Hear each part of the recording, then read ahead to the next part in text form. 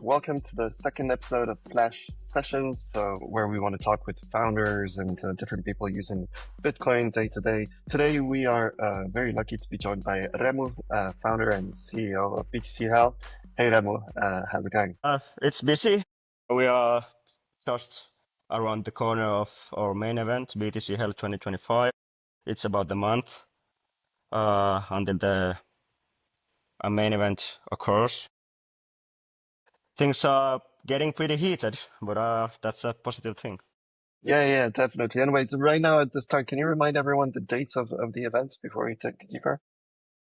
Yeah, so BTC HEL 2025 main event will take place in 15th and 16th of August. So 29 days. Nice. Yeah, looking forward to it. Okay, well, I guess, tell us a bit about the event itself, but maybe the origin story of the event. Why did you decide to start BTCL? Yeah, so it was kind of a joke at first. I think we were in a after party at Bitcoin Atlantis, and I had this discussion with Luke the Wolf, the host of Bitcoin Infinity Show, the co-host with Nils Swanholm. We were joking around that we should have something like this happening in Finland, uh, mainly because the Finnish scene and community is actually pretty active. So we have a huge community here. We organize like monthly meetups where we see like attendees of 40 to 50 people sometimes. And we have a Bitcoin association with 150 members. And I mean, these are all hardcore Bitcoin maxis who really see the cause behind the whole movement really clearly, and we have had some initiatives already where we have like lobbied for the Finnish government. We sent like 200 copies of Nick Bardia's Layered Money a few years ago. The book publisher Consensus Network is originated from Finland. Now it's all across the Europe in many languages, but it's originally from here. Then we started to do some research on the topic. So the target group is Nordic people, Nordic countries. The market sizes are roughly the same size as Canada, so 30 million. We feel like the Nordic countries are kind of excluded of many events and many movements from mainland Europe because there's a sea in between us. So it's we are kind of this island. So we feel like a lot of the local people here would prefer to attend close by rather than fly like 5 to 6 hours to mainland Europe or southern Europe. So we felt like there is untapped potential in this area, and also like it was about time. So I if we didn't do it, someone else would have done it Right. Yeah, eventually. so yeah, definitely. I think there was an initiative already for a conference in the Nordics, like a couple of years ago, I think, but not to the scale, right? Because what do you expect in terms of attendance? We expect to see around 1,200. So That's a big event. so yeah, that's why we call it the first large scale Yeah. Nordic event. So I think the one a few years ago it was a couple of hundred maximum, I- i- if even that. I'm not sure. Uh, but yeah, we are aiming high. Maybe it's 100 or two here or there, but that's about the scale. And we just had today sort of, meet up with the production team. We estimated that we are on track basically to fulfill this estimation. And you can kind of make projections and predictions based on the consumer behavior of several other events. So it's fairly typical to sell like 50% of your tickets in the last 2 weeks or last week or something. So we can see that we are already over half of the way. So that's a reasonable estimation. Uh, uh, yeah, I have had some experience organizing different events who are similar in some aspects. So, for example, I have been organizing this biohacking summit since 2018. I've been the official photographer of the event and doing some social media content from there. So it's fairly similar and it's following the same footsteps as that event, I think. It's a niche topic with really diehard audience and it's gaining a lot of attraction in the Yeah, I mean, recent I years. know. So Yeah, a lot of people are talking about BTC because also you have a very nice lineup of guests. Am I right? I saw a few really good names on there. yeah, and that's also something that is heating up. So there's many last minute lineup additions right now. We are trying to get them all uh, fit in the event. So actually, just recently, like a week ago, we booked a third stage. Okay. We were planning to do only two stages, so main Yeah, stage that's and what I side remember. stage. Yeah. But now we plan to do a third stage. It will be outside. So there is this Nice. beautiful garden between the conference venue halls, and we will set up a stage in the outside. So let's hope that we will have sunny weather. Yeah, yeah, for sure. But yeah, that's very cool. Actually, it's my Usually first time. August is the most beautiful weather in the best month to visit Finland. So Yeah, it doesn't surprise me. I've never been to Finland. I've been to Stockholm as a kid. The weather was so hot that like I had I'm not sure what you call it. You know, when like you have a head like the sun hits you too hard, you get fever and stuff. Yeah. So that's like yeah, the same summer I expect in Helsinki then. yeah. But yeah, and I'm really looking forward to that actually. That'll be yeah, very cool. But okay, maybe tell us a bit about yourself then, because I mean, after all, how do you start organizing an event like that? And I'm one of the co-founders of Bitcoin Film Fest, and it's not this scale. And I realize the difficulty in organizing such things. And I think it is a job that is a bit for crazy people because it's stressful. There's a lot happening everywhere. And so, what got you into that? What did you do before that? You mentioned a bit, but yeah, go a bit deeper. Yeah, so I think it all comes to the executive team, so the co-founders who I managed to convince of the idea. So I wouldn't have done it myself alone. I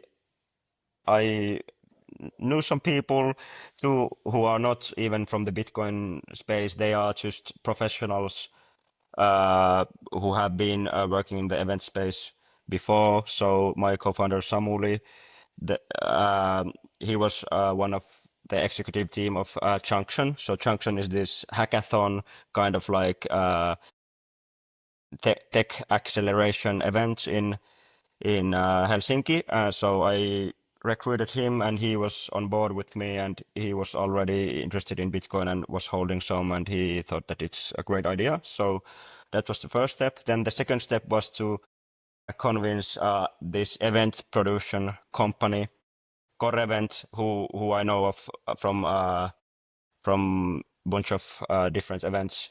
And when they were on board, we had like all of the moving pieces. Then obviously Luke, who was one of the first who got this idea with me. So Luke was uh, open to be in the position of speaker management and program head of programming. So Luke and Nude, they are inviting all the international speakers and designing the whole speaking program. Then we had our last moving piece, Juho, who is the CTO. He is doing all the payment processing now with you, of course, and building the website and bunch of techie stuff that we needed to have taken care of. So that Okay. was the conviction. when I had the trust with the organizing team that we really can make this happen. Yeah, I see. No, it sounds like you have a pretty strong team as well. Well experienced. So this, Yeah. yeah, of course, makes, yeah, the dreams of reaching over 1,000 people more, attainable, right? Yeah, That's very and cool. we have had more people coming along since we started, so we now have even more like part-time volunteers and organizers who are helping us out. It's really Like something to from do, the make it happen. community, Yeah, from the community, yeah? yeah. That's why I like to emphasize that BTC HEL is really like a community-driven project. We are the legal entity behind it, of course. We pay all the rents for the community hub. We do all the contracts on bunch of stuff, but we really like to uh, offer this facility for anybody who has any idea to throw a smaller event or something. So that there's been community members who have been like uh, doing workshops where they teach people how to run their own node. We have had like movie nights and all of this.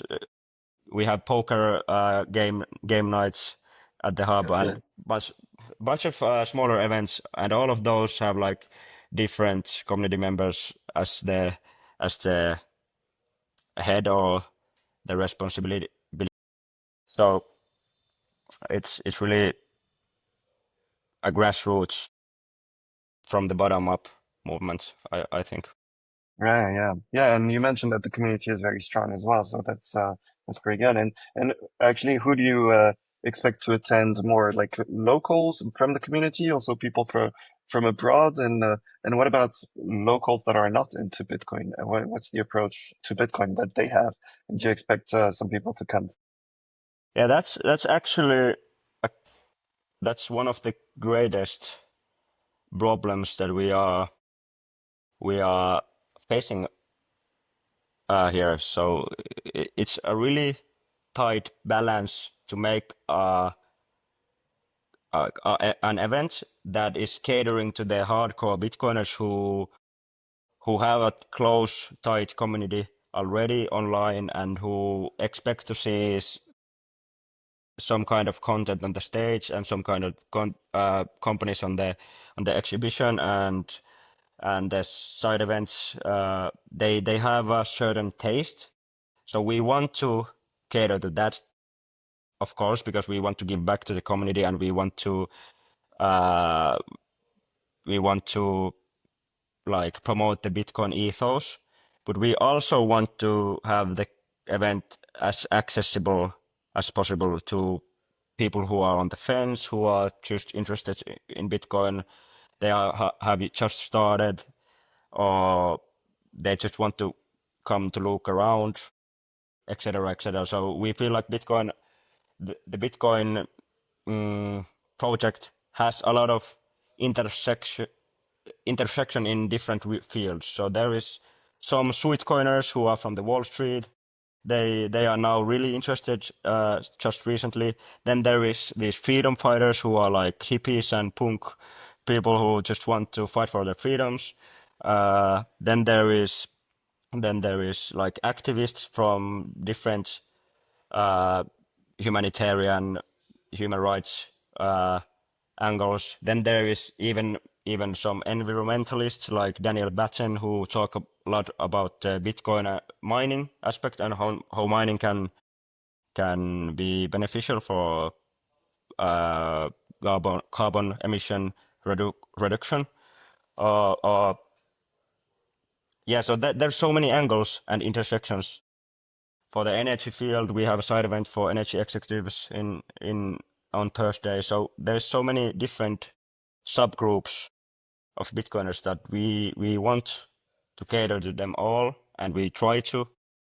So it's really a key question that we are always pondering. Yeah, I see. Well, it sounds pretty packed, and like you But guys your love these original topics. question Yeah. was about if it's locals or international. Over half of the ticket buyers are international from Europe, so all of the content will be in English. and it will be an international event. However, most of the ticket buyers will be locals, and this is also a general theme in all of these niche conferences. If you throw a health tech conference in Poland, you will see half of the attendees to come abroad, and half will be locals. So it's typical to have this balance. Yeah, no, that makes sense. Yeah, but okay, but you've got a pretty packed plan there, and yeah, and actually, there's quite a bit of mining in so in Finland, I guess in the Nordics, there's quite a bit of mining, and you guys are pretty good when it comes to energy, right? So I guess that's going to be also talked a bit or quite a bit during the event. Yeah. Yeah. So this came. We kind of learned this as we started to organize that there is a huge demand for a mining exhibition. So we heard feedback from a lot of mining companies that they felt like mining was not on the frame enough in these different Bitcoin conferences, and they would like to have like an industry conference where they get to meet energy industry players and have discussions with them and sit down, talk about their solutions, and yeah, basically industry exhibition that's typical to every industry. So there was not uh, there is no mining industry like conference in Europe. In US they have mining disrupt, but not in Europe. So we tried to gather uh, as much as we could for this demand, but it's possible that in the future we will organize a separate like mining focusing event because it's we just learned that it's really like a huge opportunity and possibility in the Nordic markets right now. So everybody is talking about it. It's in the politics. They are talking about it. It's in the big investments. They are talking about it. The energy field is starting to get more comfortable with the idea. Energy industry, it's the oldest, most ancient industry in the world, and they are in control of critical resource. So everybody needs them. They don't need anybody. They feel like they are essentially next to God or something in the markets. So it's really hard to convince them about some new idea.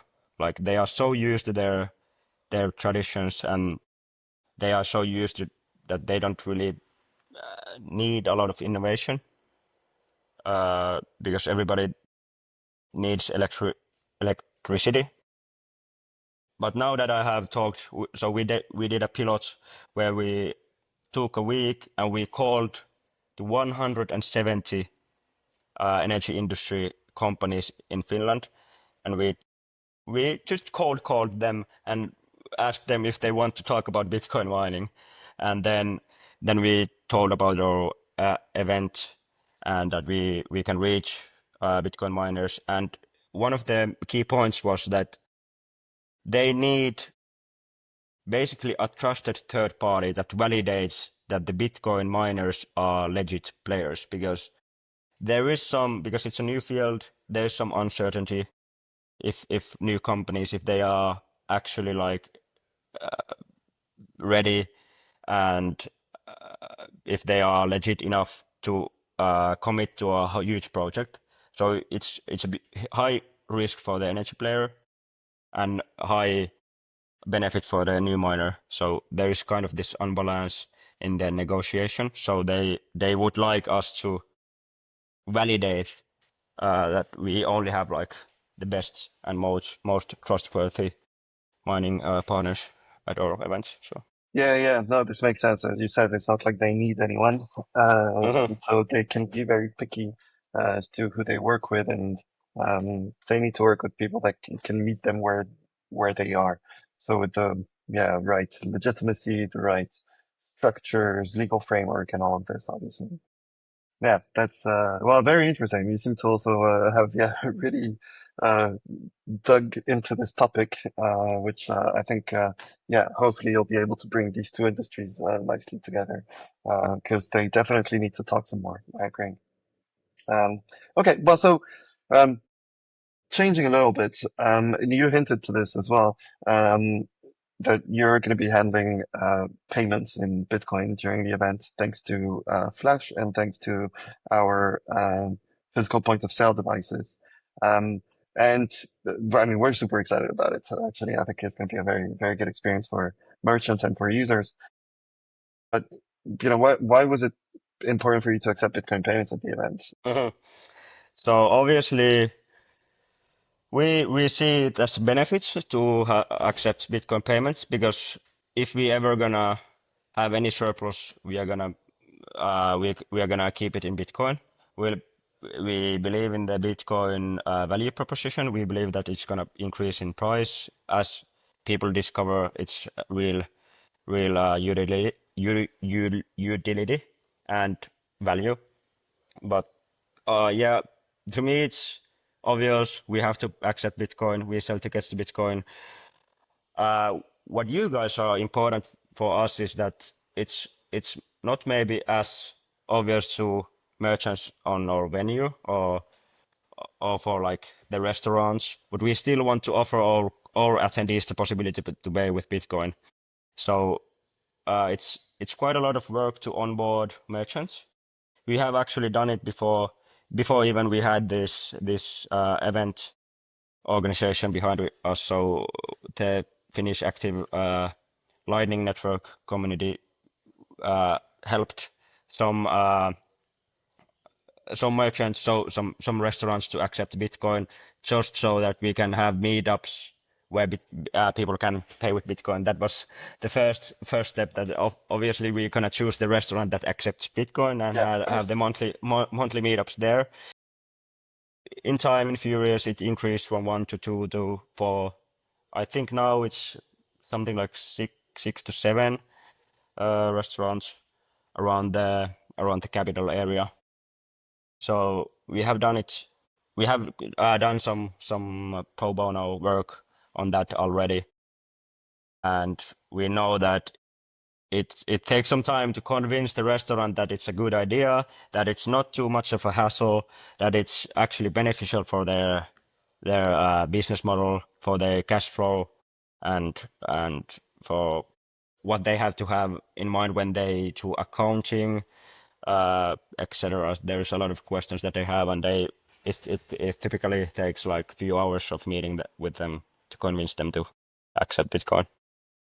Yeah, yeah, definitely. There's always a bunch of questions, and then you need the right solution for them to accept Bitcoin payments, which, that's also a difficult solution to find for them, right? Because what were you thinking in terms of other options for such merchants to be able to accept Bitcoin payments? Were you looking at some alternatives? Did you have any kind of ideas, or because there are technical challenges with it, right? Yeah, uh, thus far we have done all the technical work for them. So we didn't really consider the best, most user-friendly approach because we have the technical like know-how and ability to run like our own BTC Pay server and connect our own Lightning nodes to like uh, free POS systems. So we have used those to far. But I know, and I'm a huge promoter of uh, the approach that we have to make Bitcoin more user friendly. We still need the solutions for payments and other use cases that you just have to plug and play. It has to be like that. It has to compete with Apple Pay. You have to be as as smooth and easy as Apple Pay to beat it. People are not gonna they are not gonna move from easier use case to harder use case, even if they would have some, even if it would save them some fees. I think the user experience.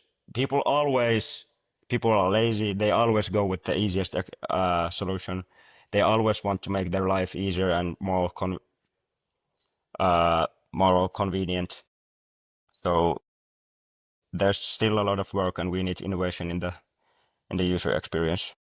Yeah, yeah, there's 100%. Well, I mean, I hope what we provide is going to be to that level, but I don't really have any doubts when it comes to that.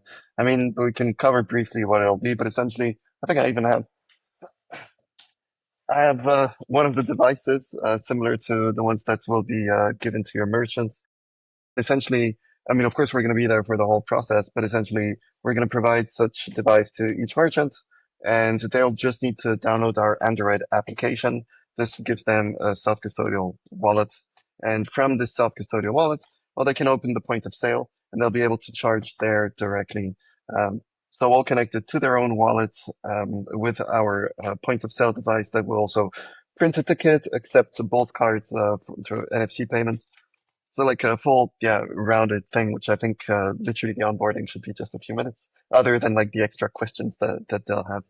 So we're very excited of this packaging and to be able to use it also at a bigger scale than what we've used it for right now. So I think this, is the kind of thing, and especially the ease to get started, because it's non-custodial. So there is no KYC requirements and such. It's literally just one app you install. I think that, the kind of stuff that takes us a step closer towards better user experience. That's actually a good point. I never even thought about it like that. I usually thought that when you have a self-custodial solution, it's usually less user-friendly than custodian one. But that's actually a good point that the KIC process, it's really pain in the ass for many. So that's not a good user experience when you have to do the whole KYC process. So if you can somehow skip that, and if you can to make the best possible self-custody solution for the user, that's the ideal setup. I mean that's why we're working at Flash because we're using this tech that essentially, so it's called Master Wall Connect. Maybe you've heard about it, and it's I mean it brings direct debit to Bitcoin, including in self custody, right? So our mobile application can like we can trigger payments from a mobile application, even if it's in your pocket, simply because through Nostr Wallet Connect we can trigger such payments, including in self custody, which is very very exciting, I think, and that's the kind of things that allow us to easily interact with different wallets, and that's why we can make such an easily good user experience, including on this point of sale device. So it's the better UX in payments I think is coming now that we have direct debit possibilities in like an interoperable way, because that's kind of the way we're used to, right? You just go, you tap your card, you tap your phone, and you can make these payments. Yeah, but there's a lot of banking and payment network communications back there that is automated because they all agreed on that. But we have with Nostr Wallet Connect the opportunity to, make this part of just the protocol, and everyone is interoperable. Uh-huh. Yeah, so we're pretty excited about it. And so, tell us where will people be able to pay in Bitcoin during the event? So of course at our pop-up shop we have a pop-up shop and community hub here in Helsinki city center. It's 1 kilometer away from the main venue. Then at the main venue there is 3 restaurants, I think, and maybe 2 bars or 3 bars. So you can order drinks and food at the venue. It's really like a decent restaurant. It's not no joke. And then obviously in the exhibition when we have Bitcoin companies selling their products, they will accept Bitcoin. Then well, you can take a look at btcmap.org where you see the local restaurants that accept Bitcoin. Yeah, Freddy Pizzeria is in the city center that we had a Bitcoin Pizza Day. We onboarded this pizzeria just to have a Bitcoin Pizza Day a few months back. So that's what I recommend. Go test it out. Uh, Freddy's Pizza. yeah, Freddy's Pizza. It's really a great location in the city center. So Yeah, nice. that those are the main main places. Yeah, we well for the film fest actually there was on the first evening there was like it was pizza day because it was 22nd of May this year and the event for Pizza Day was happening like right in front of the Palace of Culture, like next to the venue for the film fest. Um, and they accepted Bitcoin payments through Flash actually just for that event. And they weren't interested in it at all. Like really, they just they thought, okay, let's be nice. There's going to be Bitcoiners. Let's accept these payments. And now they reached out and they want to continue accepting these payments in Bitcoin, which is pretty cool. So they're on BTC Map and yeah, and hopefully, more people are going to go visit them. But they like the whole process, which is always good to see. So obviously, Freddy's Pizza Uh-huh. had the same concept. Yeah, yeah, Yeah, they it's nice. liked, and that it's one of the key like selling points to restaurants is that you will have additional like visibility. So local tourists who are Bitcoiners, they will look at the BTC map, they will find you there, they will come just to pay with Bitcoin because that's what they like to do. So they will find some new customers to uh, through this community and the word of mouth and social media. Yeah, no, that's So that's great. yep, Yeah, it's a nice. competitive edge. Yeah, 100%. I mean, Bitcoin tourism is a real deal, right? It's a Yeah, real thing. actually, like we have ATM here in the hub. So one of the use cases I have noticed is that some tourists they actually like hold Bitcoin and they just exchange that for the local currency whenever they visit a new country. So some digital nomads they hold Bitcoin. They might not be like huge Bitcoin fanatics or anything. They just have it and they use it as a tool to go cross borders. So we have had quite a many of those. So Yeah, that's nice. But of course, it makes sense. I mean, the price of Bitcoin is the same everywhere, kind of, and you can yeah. convert the same Bitcoin wherever you are. So it's definitely good for traveling without needing to worry about all the banks and all these kind of things. Uh-huh. All right, and so why did you choose Flash as a partner actually for payments? Well, we got to know each other with Julian uh, in BTC Film Fest this year. So I was convinced of the payment experience. I paid my tickets for BTC Film Fest uh, through Flash, and one of the selling points was that I didn't even know this that there was some different payment like provider. It was just so quick and like unnoticeable even. So it works pretty well. I was convinced.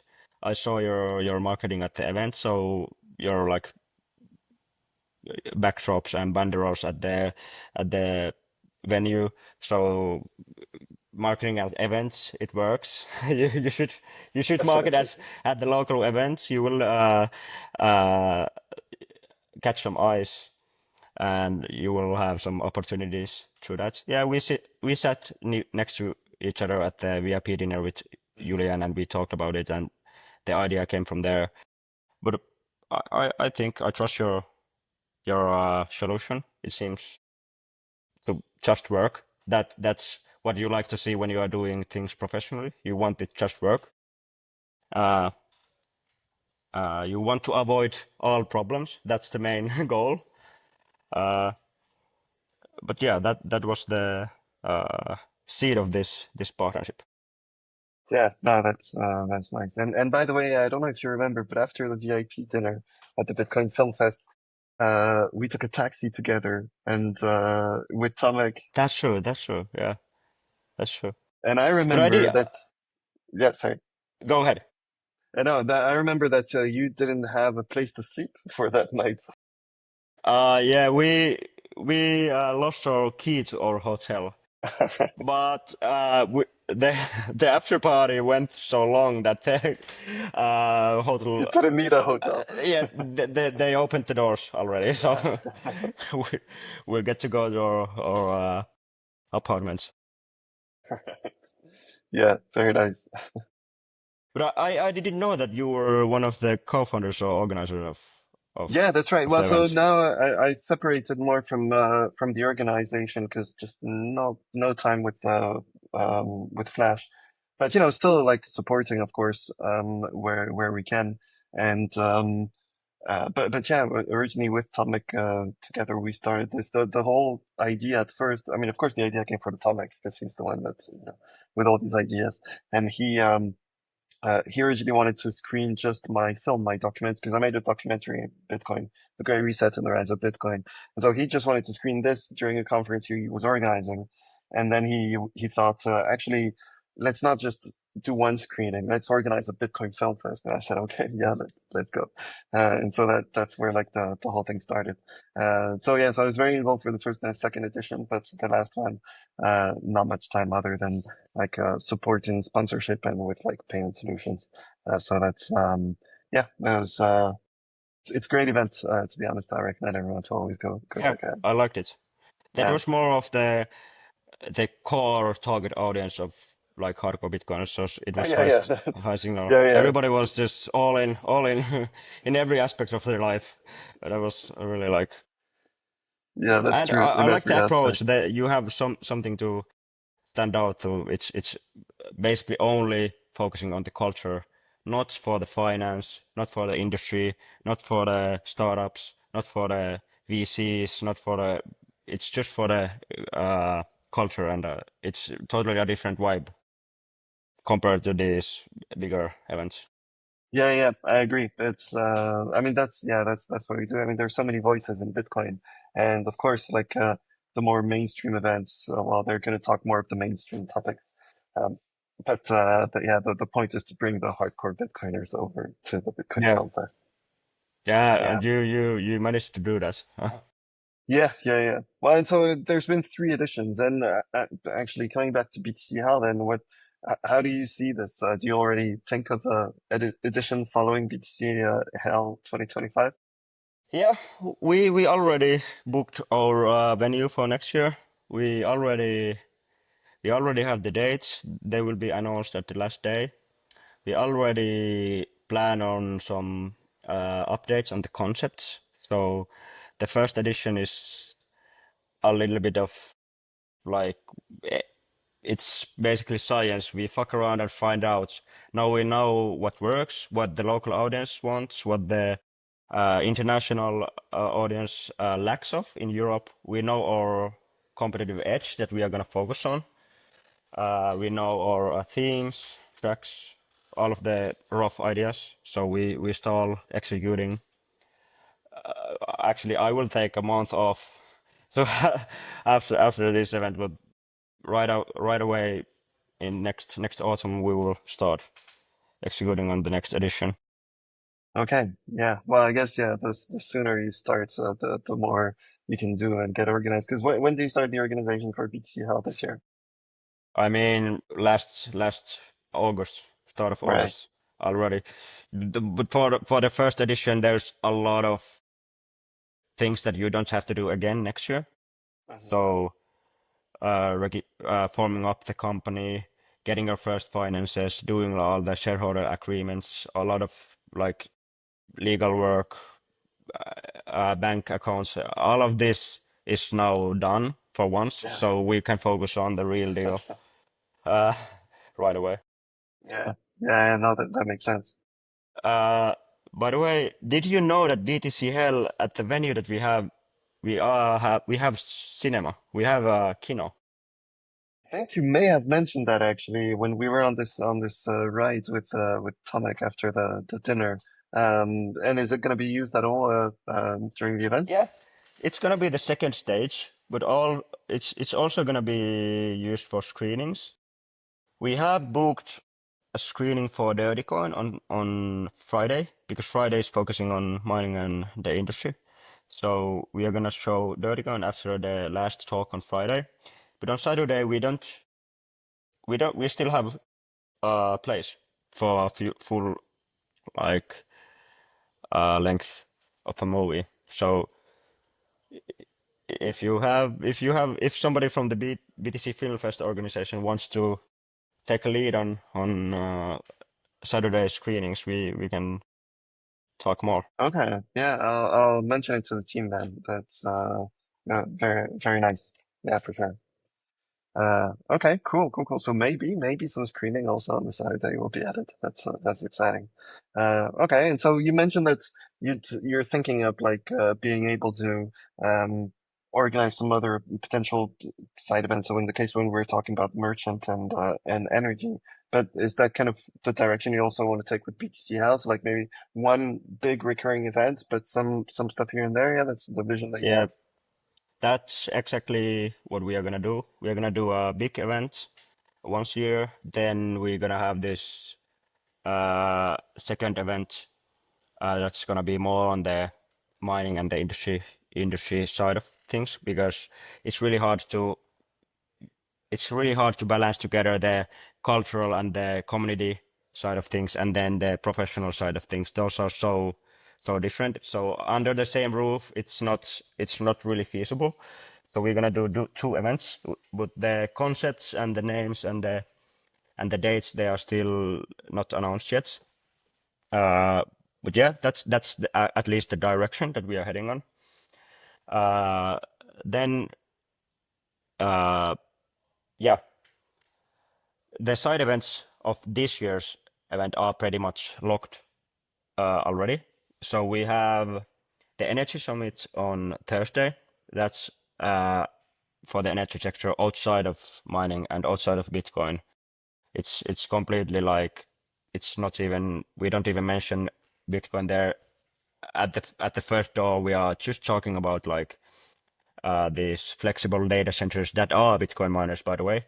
And we are kind of trying to get Bitcoin through the back door to this discussion and conversation. And then we have the VIP/speaker dinner on Thursday night. The Friday we have a main event. Then after the main event and the movie night, we have Satoshi Nakamoto. So you might have heard of it. It has been in part of BTC Prague before, but now I think this year they didn't do it in Prague. They are Yeah, doing I'm it not sure. in Helsinki. That's for the whole attendees. So it's gonna be basically the main after party. Then for miners, there is Demand Pool who is organizing a side event for miners. It's invitation only for at our hub on Friday. And on Saturday, after mine event, we have a bunch of satellite events. So we made the decision that we are not gonna do anything official after Saturday last speak. We are gonna leave the space open for everybody to organize their own side events. So there is Bitcoin for Women.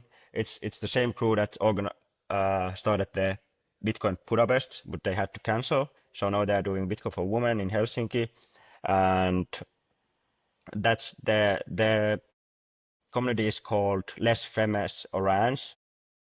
So Oh yeah, that one, yeah, of course, I know them. Yeah. I yeah, forget what the founder of it is called, but very nice person.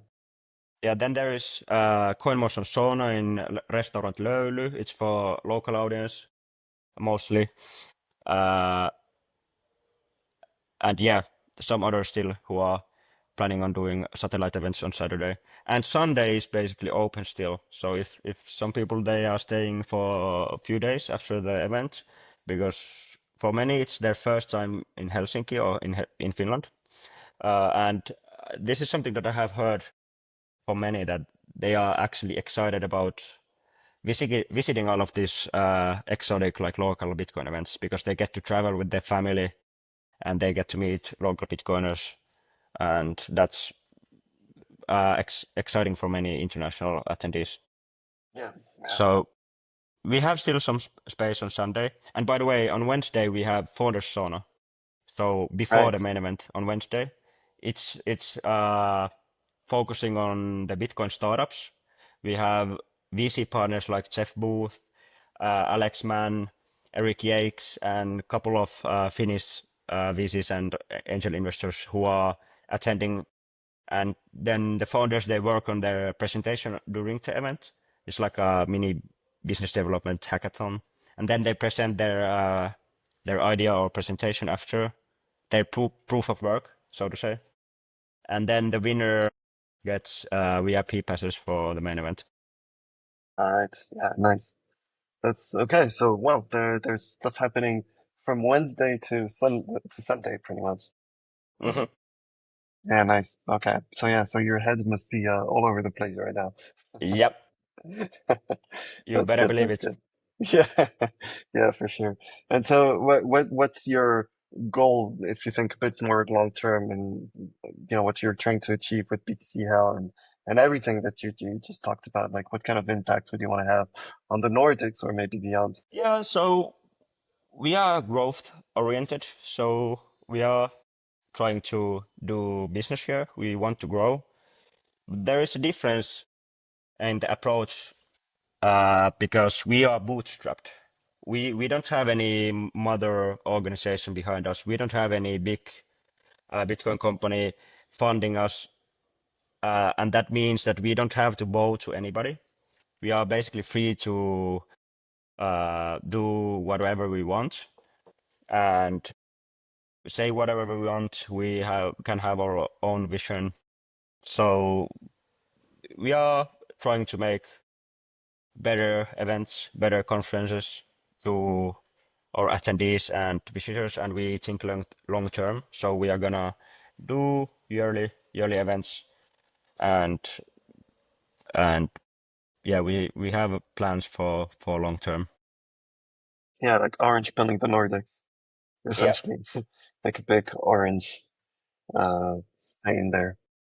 Yeah, that's great. And all right, and so we've gone quite deep in all of this. What do you think was that's the first event at scale that you're organizing, right? You managed to surround yourself with the yeah. So what in your experience, what you had to wrap your head around that was new? Like what do you think was the most challenging, maybe, or yeah, unexpected? I don't know.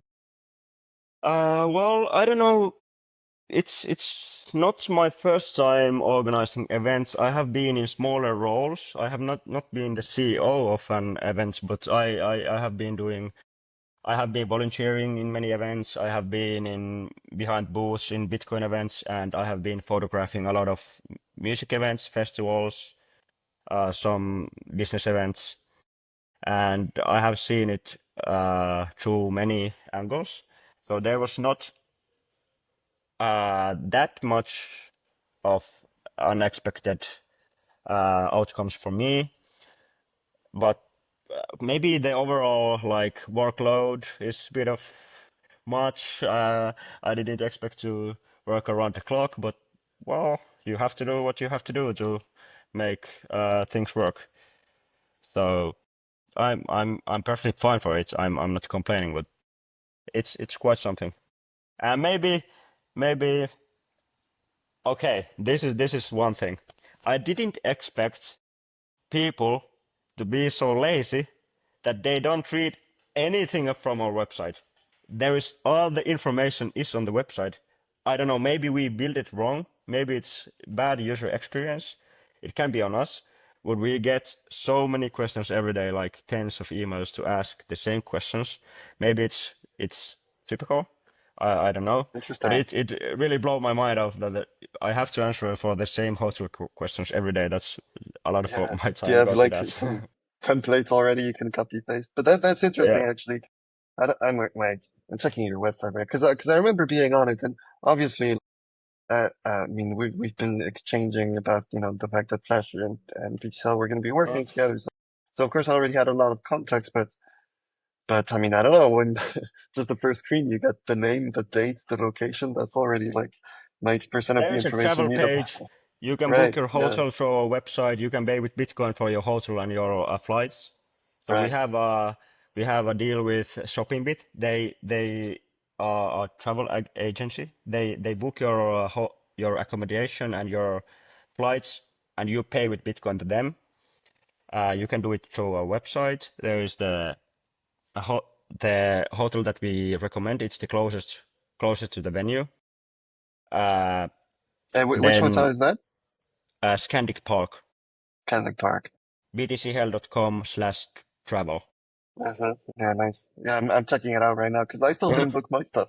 I booked my tickets, Yeah, but yeah, I yeah, didn't book yeah my stay. So that's yeah. something I need to take a look at. And as time flies, it Use becomes more code urgent.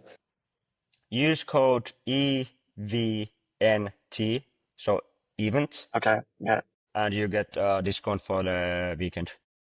Oh, okay, okay, great. I noted it down. I won't forget that. Mhm. That's great. Okay, and so maybe do you have some advice for anyone that is looking at starting events, maybe general, but also in the Bitcoin space as well, right? Because it's an important niche. So maybe other people Mhm. want to talk to this niche as well. Do you have any advice? Yeah, so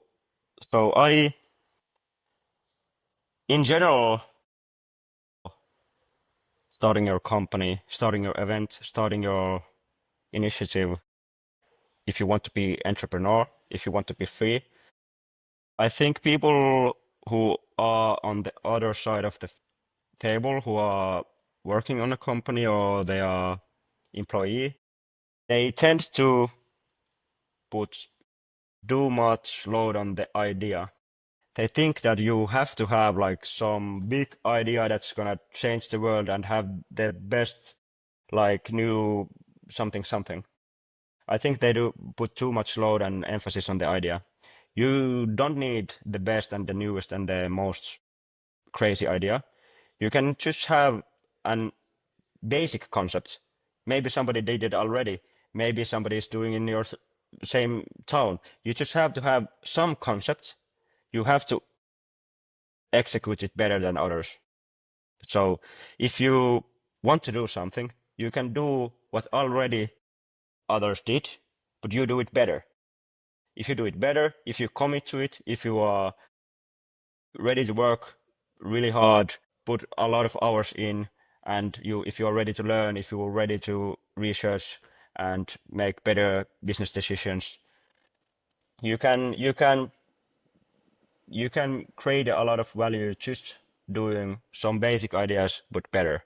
So it doesn't matter. You can make pencils, anything. But if you make it better than others, that's it's gonna work. Yeah, I agree. That's and that applies to so many things, right? It's just do your best, do it better, find the edge that allows you to be cheaper, to have a better service, whatever it is that allows you to just to get ahead, and this will take you places. Just work harder. I have learned that also the same logic applies that people tend to value like intelligence too much. But as I know, as I have known a lot of people, I actually like value uh, conscientiousness. So if you are really committed and you do what you say you're gonna do, if you are reliable, if I can trust you are gonna send, if you're gonna do the tasks that you promised to do, if you are always delivering, if you over deliver and under promise, that's like a basic tenet that you should always follow. So those kind of things, they actually they are more valuable to normal life and in the universe than just being like bright-minded. Yeah, yeah, I agree. It's a lot about doing, not necessarily only what you're thinking, and Mhm. Yeah, that's important to actually get shit done, is to actually get to work. Yeah, I just agree. deliver. And I like yeah, this. You know this.